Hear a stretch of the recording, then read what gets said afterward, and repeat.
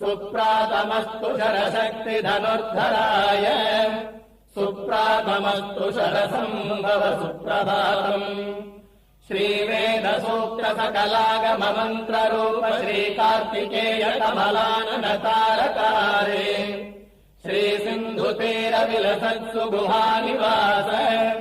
श्रीगन्धमादनपते तव सुप्रभातम् षट्कोणमध्यविलसत्प्रणवस्वरूप षड्भावनाशक षडाननषट्किरीट षष्ठीव्रतप्रिय सुमङ्गल दिव्यमूर्ते श्रीगन्धमादनपते तव सुप्रभातम् श्रीस्कन्दपुष्करिणिका शुभतोयपूताः श्रीभस्मरुद्रमणिभूषित दिव्यगात्राः